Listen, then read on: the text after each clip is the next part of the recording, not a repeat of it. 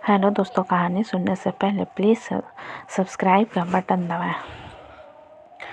नितिन एक private company में job करता था और जिस शहर में वह जॉब करता था उसी शहर में उसकी अमृता नाम की लड़की से सगाई हुई थी।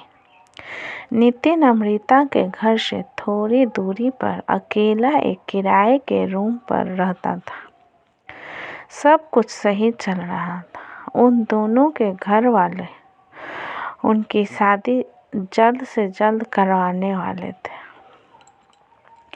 उसी दौरान पूरे विश्व को अपनी चपेट में लेने वाली कोरोना के महामारी के चलते भारत सरकार ने लॉकडाउन का ऐलान कर दिया और लॉकडाउन के चलते ही नितिन की जो कंपनी थी वह बंद हो चुकी थी और वह अपने घर भी नहीं जा सकता क्योंकि पब्लिक ट्रांसपोर्ट सेवा बंद थी। और उसको दूसरी दिक्कत यह हुई कि जिस जगह से उसका टिफ़िन आ रहा था वहाँ से उसका टिफ़िन भी आना बंद हो गया था। अमृता के घर में 5 लोग थे, 2 बहनें और उसका एक भाई और उसके मम्मी पापा। अमृता के पापा ने नितिन को बोला, बेटा अगर तुम्हें खाने को दिक्कत हो रही है तो तुम दोपहर और रात को हमारे यहाँ आ सकते हो। नितिन अब रोज दोपहर को और रात को अमृता के यहाँ खाना खाने आया करता था। उसी दौरान अमृता की छोटी बहन स्वाति को अपने होने वाले जीजा से प्यार हो गया और उसने अपने जीजू को बोल दिया कि मैं आपको पसंद करती हूँ। स्वाति अमृता से काफ़ी ज़्यादा सुंदर दिखती थी। नितिन की भी नज़र स्वाति पर कब से थी, लेकिन उसे डर था कहीं कोई गड़बड़ ना हो जाए, इसलिए उसने कभी उसको बताया नहीं। नितिन ने स्वाति को बताया कि तुम्हारी बहन से ज़्यादा मैं तुमको पसंद करता हूँ। तुम मुझे अमृता से ज़्यादा अच्छी लगती हो। क्या वह उसके साथ शादी करेगी? नितिन ने उसको कहा कि मैं जैसे ही लॉकडाउन खत्म होगा उसकी बहन को छोड़कर उसके साथ शादी कर लेंगे और वह कहीं दूर चले जाएंगे। अमृता के घर में किसी को कुछ भी मालूम नहीं था कि उन दोनों के बीच में क्या चल रहा है। नितिन और स्वाति चुप चुप के मिला करते थे और कुछ समय ऐसे ही बीत गया। लॉकडाउन में अब सरकार ने काफ़ी छूट छाट दे दी थी। नितिन ने अमृता को बताया कि मैं अपने घर जाना चाहता हूँ। कुछ समय बाद मैं वापस आ जाऊँगा। नितिन अपने घर जा चुका था और जाने से पहले उसने स्वाति को बताया था कि जैसे ही मैं फ़ोन करेंगे कुछ ज़रूरी कागज़ लेकर उसकी बताई गई जगह पर पहुंच जाना।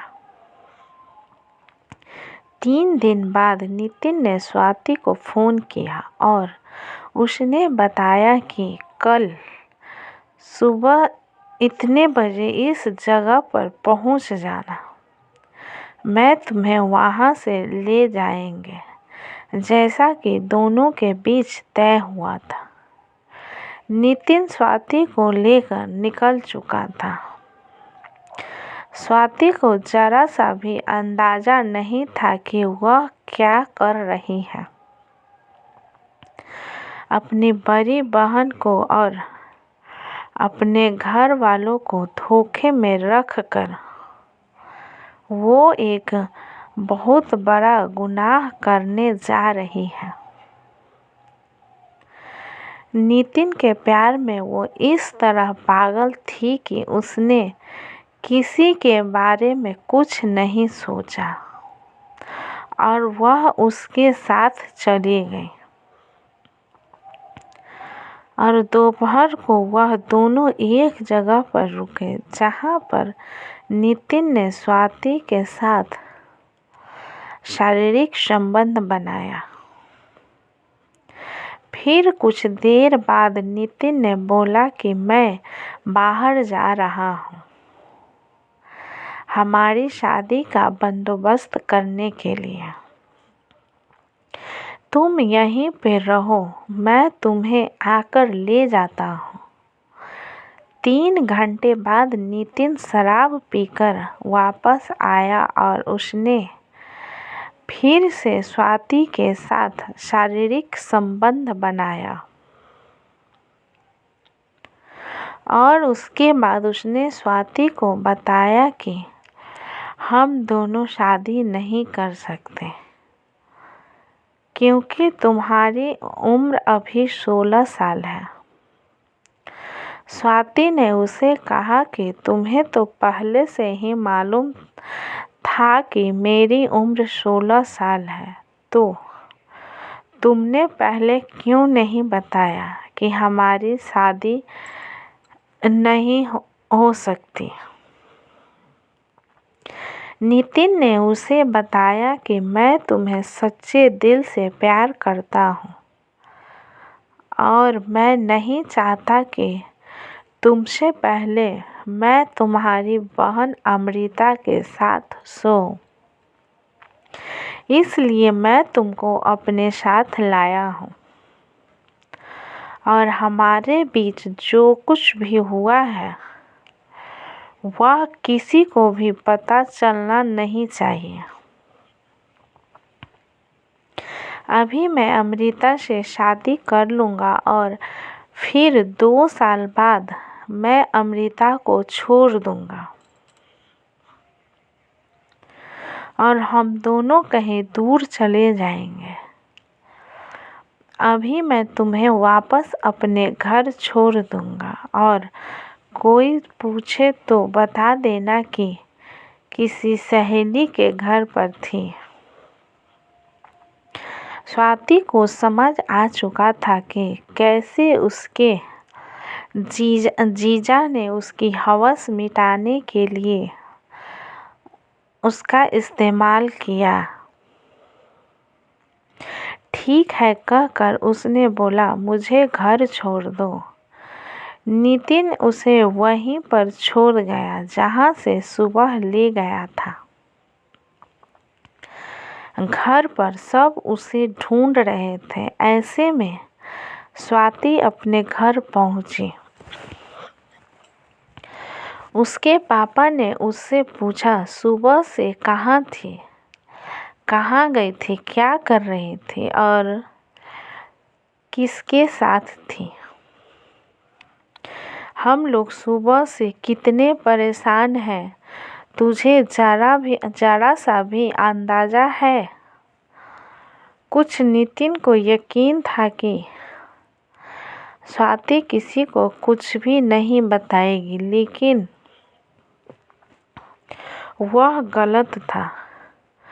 स्वाति ने अपने पापा को सब कुछ बता दिया, कैसे उन दोनों में प्यार हुआ और कैसे शादी करने का प्लान बनाया और कैसे नितिन ने उसके भोलेपन का फायदा उठाकर उसके साथ 2 बार शारीरिक संबंध बनाए। यह सब सुनकर उसके पिताजी गुस्से से आग बबूला हो गए और बहुत बुरी तरह से स्वाति को पीटने लगे। स्वाति के यह हरकत देखकर उसकी बड़ी बहन अमृता को बहुत दुख हुआ और कहने लगी, स्वाति, मुझे तुम्हें अपनी बहन कहते हुए भी शर्म आती है। और उसने स्वाति को जोर से थप्पड़ लगा दी। और थोड़ी देर बाद वो सब पुलिस स्टेशन पहुंचे और नितिन के खिलाफ कंप्लेन लिखवाई। पुलिस ने कंप्लेन लिखी और आगे नितिन को पकड़ने की कार्यवाही शुरू की। दोस्तों, कहानी कैसी लगी? मुझे उम्मीद है कहानी अच्छी लगी हो। कहानी अच्छी लगी हो तो प्लीज़ लाइक करें, सब्सक्राइब करें एंड शेयर करें। कहानी सुनने के बाद प्लीज़ सब्सक्राइब कर दें। अपना कीमती समय देने के लिए धन्यवाद।